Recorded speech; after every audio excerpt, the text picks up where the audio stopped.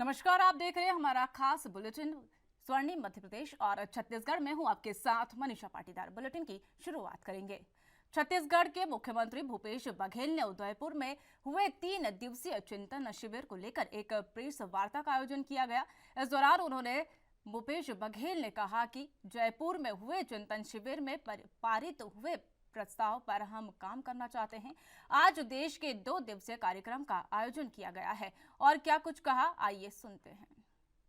मुख्य रूप से जो उदयपुर में जो नव चिंतन शिविर हुआ 3 दिवसीय, उसी के वहाँ जो प्रस्ताव पारित हुए उसके अनुसार हम लोगों को काम आगे करना है। जो फैसले वहाँ लिए गए, चाहे वो राजनीतिक प्रस्ताव हो, चाहे वो कृषि का प्रस्ताव हो, चाहे वो अर्थव्यवस्था का प्रस्ताव हो, चाहे वो सामाजिक न्याय का प्रस्ताव हो, सारे प्रस्ताव वहाँ हुए हैं। उसके कापी का वितरण भी किया गया और वहाँ जो निर्देश दिए गए, फैसले लिए गए हैं, उसके पालन हम लोगों को प्रत्येक प्रदेश में करना है।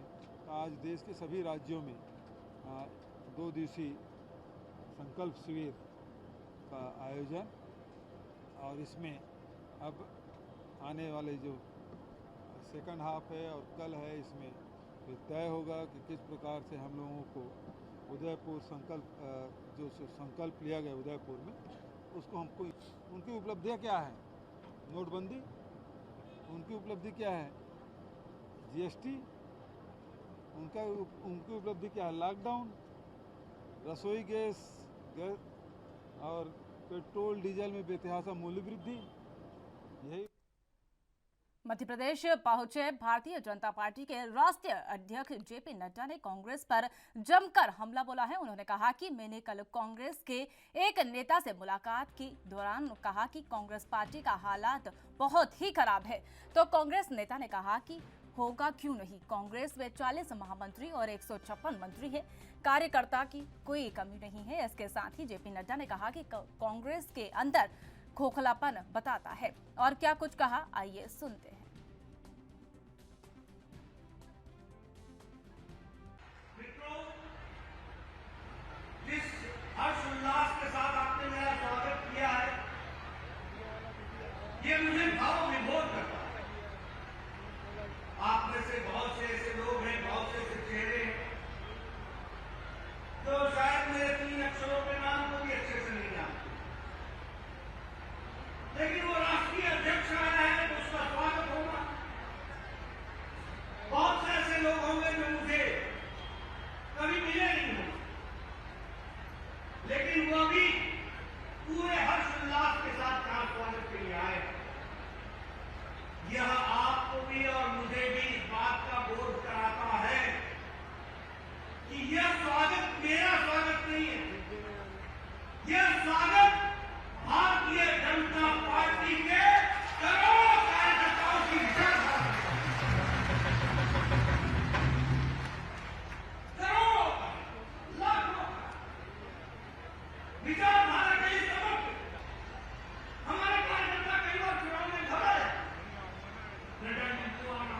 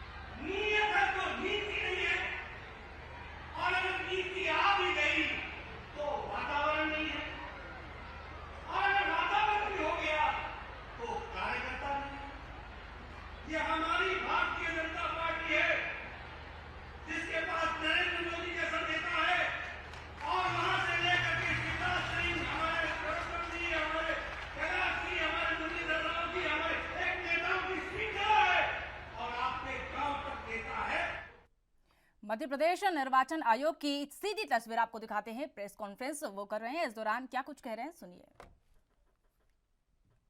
आगे आपको बताएंगे कि क्यों नहीं करा पा रहे। जो नए 35 नगर परिषद हैं, इन 35 में से 29 के चुनाव हम करा रहे हैं और 6 के हम क्यों नहीं करा पा रहे हैं आपको आगे बताएंगे। इनफैक्ट सभी में सरकार के स्तर से वार्ड विभाजन की कार्रवाई चल रही है। जब ये वार्ड विभाजन की कार्रवाई हो जाएगी तब हम वहाँ पे मतदाता सूची बनाने का कार्य प्रारंभ करेंगे। जब तक वार्ड विभाजन नहीं हुआ तब तक हम मतदाता सूची नहीं बना सकते। तो इस तरीके से हम 347 नगरीय निकायों का निर्वाचन कार्यक्रम आज जारी कर रहे हैं।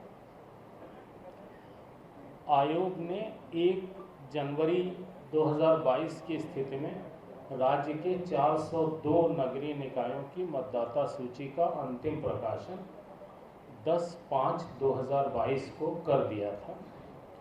केवल एक नगर पालिका परिषद खरगोन की मतदाता सूची का अंतिम प्रकाशन 26/5 को किया गया। नगर पालिका परिषद पन्ना और नवगठित नगर परिषद बरोदिया कला जिला सागर, इनकी मतदाता सूची का अंतिम प्रकाशन दिनांक 6 जून को होगा। हालांकि हम इलेक्शन में इनको ले रहे हैं। आज की तारीख में उनकी मतदाता सूची फाइनल नहीं है, लेकिन 5 दिन बाद उनकी सूची भी फाइनल हो जाएगी। मध्य प्रदेश शासन द्वारा नगर पालिका परिषद गढ़ाकोटा और नगर पालिका परिषद खुरई, ये 2 सागर जिले में हैं। इनके अलावा नगर पालिका परिषद मलाजखंड जिला बालाघाट, इनका क्षेत्र विस्तार किया या संकुचन किया, इनकी बाउंड्रीज चेंज की गई हैं। तो इसलिए ये 3 नगरीय निकाय ऐसे हैं जिनमें वार्डों के विभाजन तथा आरक्षण की कार्रवाई अभी मध्य प्रदेश शासन द्वारा की जा रही है। जब ये कार्रवाई कर दी जाएगी तब हम मतदाता सूची फाइनल करेंगे और तब इनका इलेक्शन डिक्लेयर करेंगे। इनका इलेक्शन हम अभी डिक्लेयर नहीं कर पा रहे हैं। जो नवगठित 35 में से 6 छूटे हुए थे, इनमें वार्ड विभाजन की कार्रवाई मध्य प्रदेश शासन द्वारा की जा रही है। ये जब पूरी हो जाएगी तब हम वहाँ की मतदाता सूची बनाएंगे और उसके बाद उसका इलेक्शन करेंगे। नगरीय निकायों के चुनाव, जैसा कि आप जानते हैं, दलीय आधार पर। मध्य प्रदेश के मुख्यमंत्री शिवराज सिंह चौहान ने राजभवन जाकर राज्यपाल मंगूबाई पटेल को जन्मदिन की बधाई दी। इस दौरान शिवराज सिंह चौहान ने कहा कि भगवान महाकाल आपको उत्तम स्वास्थ्य, दीर्घायु और मंगलमय जीवन प्रदान करे।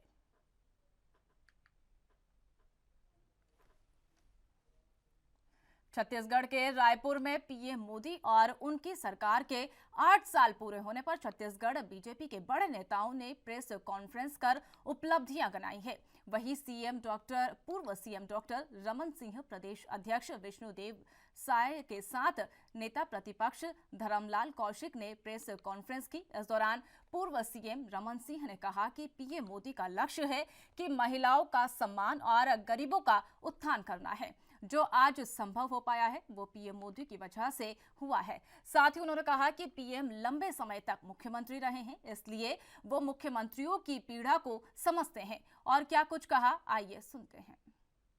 मोदी जी लंबे समय तक मुख्यमंत्री रहे। 15 साल की यात्रा मुख्यमंत्री की है, इसलिए वो मुख्यमंत्रियों को दर्द और तकलीफ को समझते हैं, पीड़ा को समझते हैं। मोदी जी समस्याओं के पूरे जानकार हैं। मोदी जी कोई 2.5 साल के फार्मूले में टपकने वाले मुख्यमंत्री नहीं हैं। ये वहाँ के विधायकों के द्वारा सर्वसम्मति से चुने गए मुख्यमंत्री थे और आज प्रधानमंत्री बने तो सबसे पहला काम प्रधानमंत्री के रूप में जो किसी राज्य की पीड़ा को दूर, जिसके लिए 15 साल मैं चिल्लाता रहा, 12 साल हम लड़ते रहे, मगर 2014 आते आते मोदी जी ने उन योजनाओं का समाधान ढूंढा और एक झटके में 2014 में केंद्रीय करों में राज्य का जो हिस्सा था, वो राज्य का हिस्सा बढ़ा के 32% हमको मिलता था केंद्रीय करों में, राज्य का हिस्सा अलग अलग राज्यों, उसको सीधा मोदी जी ने एक किस्त में, एक मुश्त में 42% कर दिए, 32 से 42%। किसी को मांगने की जरूरत नहीं पड़ा, किसी को रिकमेंडेशन की जरूरत नहीं थी, वो खुद जानते थे। इसलिए वो 42% योगदान छत्तीसगढ़ को भी मिला और पूरे देश को मिला। ये उपलब्धि सबसे, कांग्रेस के नेतागण सिर्फ एक ही बात हल्ला करते रहते हैं, जीएसटी कंफ्यूज होते हैं। और इनके प्रधानमंत्री जी, इनके राहुल गांधी जी तो कंफ्यूज हैं, भारत राष्ट्र है कि नहीं है इस बात को लेकर उनके मन में शंका रहता है। मगर जीएसटी के लिए कोई बोलता है 8,000 करोड़ का मिला, कोई बोलता है 32,000 करोड़ का मिला, कोई बोलता है 55,000 करोड़। अरे भाई, जीएसटी का स्टेट सीधा फार्मूला है। जीएसटी का फार्मूला ये है कि जीएसटी काउंसिल है, जिसमें सारे राज्यों के प्रतिनिधि रहते हैं, वो तय कर देते हैं कि किसका कितना शेयर मिलना है और उसी आधार पर शेयर मिलता है। इसमें हल्ला करने की जरूरत ही नहीं होती। केंद्र सरकार कितनी उदारता के साथ राज्यों को भरपूर राशि देती है, उसका उदाहरण यह है कि नितिन गडकरी जी आए, केंद्रीय मंत्री जी आए यहाँ पे। उनको ये नहीं था कि ये कांग्रेस की सरकार है तो मुझे यहाँ कुछ पैसा देना है कि नहीं देना है, घोषणा करना है कि नहीं करना है। और बोलते क्या है गडकरी जी, छत्तीसगढ़ में यदि कांग्रेस ने अड़ंगा नहीं डाला तो मैं 1 लाख करोड़ से ज़्यादा के सड़क के लिए मंजूरी देने के लिए तैयार हूँ। ये नितिन गडकरी जी के शब्द हैं। छत्तीसगढ़ के विकास के प्रति क्या भाव है हमारे केंद्रीय सरकार के मंत्रियों का, इसको आप देख सकते हैं। मगर दूसरी तरफ वही मुख्यमंत्री जो बड़ी बड़ी बात करते हैं प्रेस कॉन्फ्रेंस में दिल्ली में जाके, उन मुख्यमंत्री की स्थिति मैं ये बताना चाहूँगा कि प्रदेश हिंदुस्तान में अकेला छत्तीसगढ़ एक ऐसा राज्य है जिसने गरीबों का आवाज़ छीना।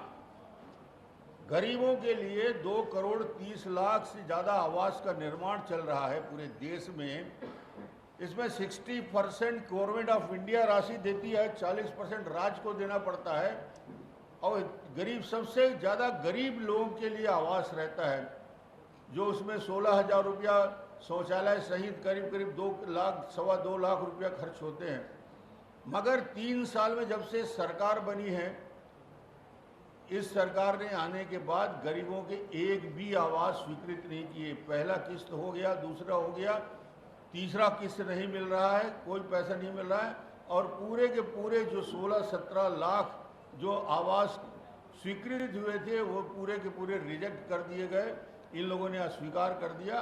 तो सबसे बड़ा नुकसान छत्तीसगढ़ में इस सरकार के बनने के बाद यदि कोई हुआ है तो गरीबों का आवास छीनने का काम हुआ है। सबके लिए जल देने की योजना, इतना बड़ा मिशन चल रहा है स्वच्छ पानी देने के लिए, और जो कवरेज था, कवरेज को 17% से बढ़ा के 52% तक करने का लक्ष्य रखा गया और हो रहा है। मगर छत्तीसगढ़ में ये 3300 करोड़ आने के बाद बंदरबाट शुरू हो गया, और बंदरबाट की स्थिति ये हुई कि सारी की सारी योजना जहाँ सबको शुद्ध पेयजल देना था वो पूरी खटाई में पड़ गई। तीसरी योजना जिसमें छत्तीसगढ़ का नुकसान हुआ है वो आयुष्मान भारत योजना में, इस योजना को जिसमें 5 लाख तक के गरीबों के लिए इलाज की योजना थी, इस योजना को भी छत्तीसगढ़ सरकार ने पूरी तरीके से, आज लाखों लोगों को 5 लाख रुपया तक के व्यवस्था बनती, वो किया जाता। मुझे लगता है ये सरकार आयुष्मान भारत को लागू करने में भी असफल रही है। आज यदि किसानों के लिए कोई हितैषी सरकार है तो मोदी जी की सरकार है। यूरिया पे प्रति बोरा 2,000 रुपया, यूरिया पे प्रति बोरा 3,000 रुपये की सब्सिडी, डीएपी पे प्रति बोरा 2,000 रुपये की सब्सिडी, ये केंद्र सरकार दे रही है सब्सिडी, ताकि किसानों के उनके लागत मूल्य में कमी हो सके। इसके लिए मोदी जी लगातार 3 लाख करोड़, आप कल्पना करते हैं 3 लाख करोड़ की subsidy government of India in 2 चीज़ों में दे रही है। बहुत सारी योजनाएं राज्य सरकार की मंजूरी जो इस बजट में हुई है, दुर्ग बिलासपुर के बीच 160 किलोमीटर की रफ्तार से ट्रेन चलने की तैयारी, 160 किलोमीटर की रफ्तार से चलेगा। इसके लिए दोनों तरफ बैरिकेडिंग की योजना, इसके लिए नई 17 रेलवे के लाइन के लिए मंजूरी दी गई। मैं इतना डिटेल। वक्त हो चला एक छोटे से ब्रेक का। ब्रेक के बाद फौरन हाजिर होते हैं।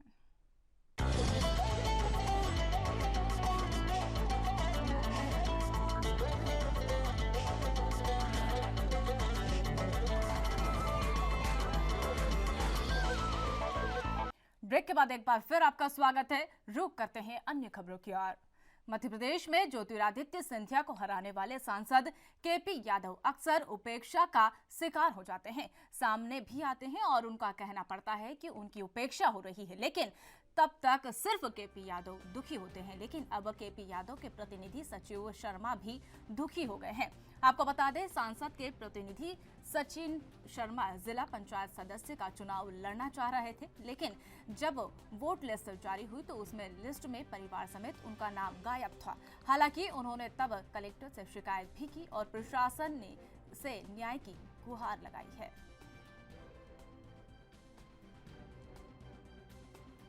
मेरे पूरे पिताजी, मेरे दादाजी, मेरा पूरा कुटुंब पाटई में ही निवास करता है और अन्यंत हमारे कहीं पे भी नाम नहीं है। लेकिन आज मुझे ज्ञात हुआ कि मेरे नाम काट दिए गए वोटर लिस्ट में, मेरे पूरे परिवार के। और मैं बमौरी विधानसभा से पाटई का निवासी होने के नाते सिरसी मंडल में 9 साल महामंत्री रहा, भाजपा से मंडल अध्यक्ष रहा, अभी बमौरी से मैं सांसद प्रतिनिधि हूँ।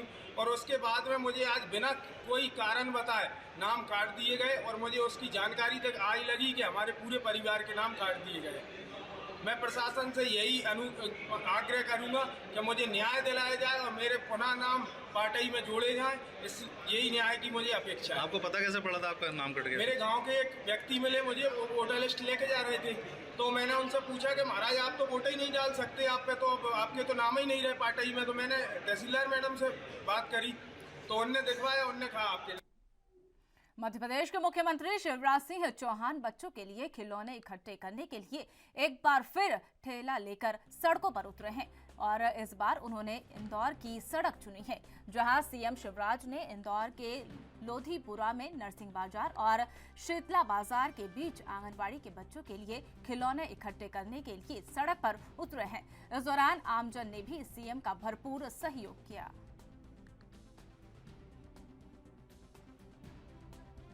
पर मैं आंगनबाड़ी के बच्चों के लिए सामान इकट्ठा करने निकला। इंदौर की कृपालु जनता ने गाड़ियां भर भर के इतना सामान ले आए कि लेना हाथ ठेला में उसको संभव ही नहीं था। इसलिए हमने ये कहा कि गाड़ियों में ये सामान भरा रहे और उचित स्थान पर पहुंचा दिया जाए। कुपोषण को दूर करना है, उसमें सरकार कसर नहीं छोड़ेगी, लेकिन अकेली सरकार का काम नहीं है, समाज की भी ड्यूटी है। और इसलिए कुपोषण के खिलाफ जंग को मैं जन आंदोलन बनाना चाहता हूं, जनता का आंदोलन बनाना चाहता हूं।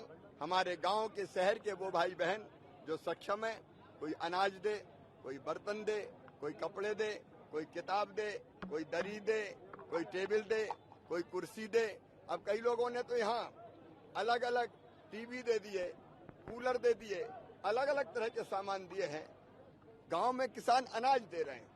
इन प्रयासों से बच्चों का कुपोषण दूर करने में जब समाज जुड़ेगा तो आंगनबाड़ी की चिंता भी करेगा। केवल आंगनबाड़ी की कार्यकर्ता नहीं, समाज मिलके आंगनबाड़ी के बच्चों को ठीक से आहार और बाकी सामान की व्यवस्था हो जाए और आंगनबाड़ी शिक्षा का, स्वास्थ्य का और संस्कारों का केंद्र बन जाए। ये अभियान जन आंदोलन बन जाएगा और हमको। मध्य प्रदेश में त्रिस्तरीय पंचायत चुनाव की प्रक्रिया जारी है, जिसको लेकर रीवा पुलिस द्वारा जगह जगह पर भ्रमण किया जा रहा है। बावजूद इसके जिले में तस्करों के हौसले इस हद तक बुलंद है कि तस्करी को अंजाम देने से बाज नहीं आ रहे हैं। इसी सिलसिले में पुलिस को बड़ी सफलता हाथ लगी है। आपको बता दें कि शाहपुर थाना अंतर्गत खटखरी चौकी पुलिस द्वारा मजिस्ट्रेट लिखी हुई गाड़ी 1080 सीसी नशीली कफ सिरप बरामद की गई है। पुलिस को देखकर तस्कर वाहन लॉक करके फरार हो गए हैं। पुलिस ने गाड़ी से करीब 1,62,000 रुपए की कीमत की नशीली कफ सिरप बरामद की है। फिलहाल पुलिस आगे की कार्रवाई में जुटी हुई है।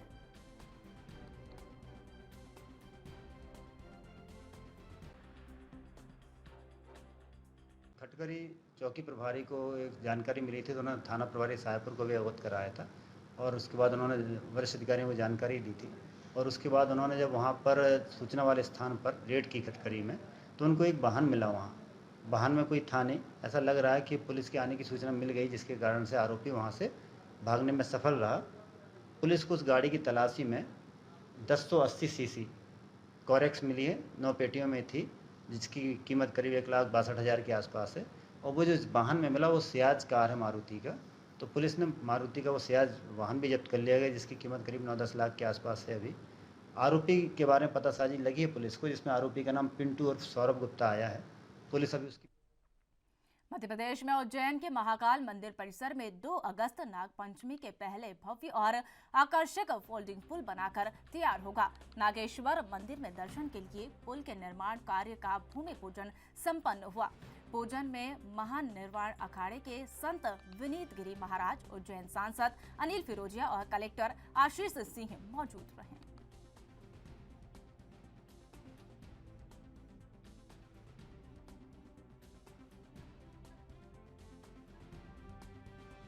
एक महत्वपूर्ण कार्य आज जिसकी शुरुआत हुई है कि नागचंदेश्वर मंदिर, जैसा हमें पता है कि पूरे साल भर में एक बार पट खुलते हैं और उस दिन लाखों लोग दर्शन करने आते हैं। और हर बार हमको वहाँ पर सीढ़ियाँ बनानी पड़ती थी, जो असुविधाजनक भी होती थी और असुरक्षित भी होती थी। इसके लिए जो महान जी हैं विनीत गुरु जी, इनके प्रयासों से दानदाता के माध्यम से एक नया ब्रिज जो है, जो हमारा विश्राम धाम है, वहाँ से होते हुए नागचंदेश्वर मंदिर तक सीधा जो श्रद्धालुओं को जोड़ेगा, उसका आज भूमि पूजन किया गया है। लगभग 10 फुट इसकी विड्थ होगी और आराम से 3-3 लाइनें आ और जा सकेंगी इसके माध्यम से।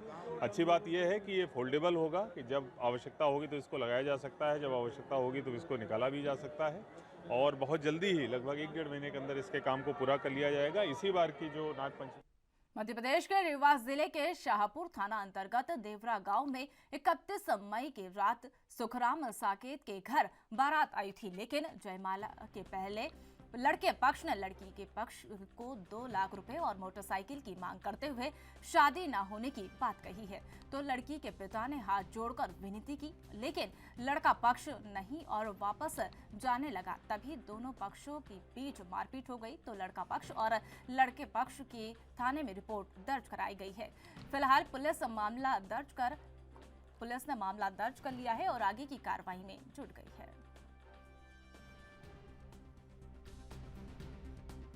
एक बारात थी जो साहेबपुर थाना क्षेत्र में आई थी और वहाँ पर रात्रि में कुछ इस तरह का विवाद हुआ, उसके कारण से मारपीट हुई। जब पुलिस को सूचना मिली, पुलिस मौके पे गई, तो लड़के पक्ष के लोगों का जिस तरह से कहना था कि गाली देते हुए कि इन्होंने टेंट नहीं लगाया, गाड़ी नहीं दी और इसी तरह की विवाद आई और फिर वो बारात वापस ले गए। मारपीट का क्योंकि उसमें तथ्य आया था, तो बारात वालों की तरफ से, लड़के वालों की तरफ से एक प्रकरण पंजीबद्ध किया गया है लड़की वाले की तरफ से, जिसमें 6 आरोपी हैं। इसी तरह से लड़की वालों की तरफ से भी एक बंदे को कंधे में चोट थी, तो उसकी तरफ से प्रकरण पंजीबद्ध किया गया। साथ में लड़की वालों ने दहेज मतलब की बारे में बात बताई है, तो दहेज संबंधी भी धारा 3-4 दहेज प्रतिषेध अधिनियम की धारा भी लगाई गई है। दोनों पक्षों की तरफ से प्रकरण पंजीबद्ध कर लिया गया है। आवश्यक कार्रवाई। जयमाला में लड़का बोलता है हमको दहेज चाहिए और 2 चक्का देवाओगी। जो दहेज 2 चक्का नहीं देंगे तो हम शादी नहीं करेंगे। फिर वो सभी लोग उठा के चले गए अपने घर। कौन सभी लोग चले गए? बाराती लोग। इसमें हमें थाने पे आए हैं। कब आए हैं थाने पे? थाने पे आए हैं 5 बजे चालू हुई है। अब आप क्या चाहते हैं? हम चाहते हैं, न्याय चाहते हैं। हमारा ये निवेदन है मानवर जी, हमारे बहन को, हमारे माँ बाप को, हमारे सभी सदस्य घर प्राणी को न्याय मिले और दोषी व्यक्ति को सजा दिया जाए। जो हमारा खर्चा हुआ है वो मेरा खर्चा मिलना चाहिए, जिसमें हमने 1 लाख। हमारे खास बुलेटिन स्वर्णिम मध्य प्रदेश और छत्तीसगढ़ में फिलहाल इतना ही। तमाम अपडेट्स के लिए देखते रहिए ANB न्यूज़। नमस्कार।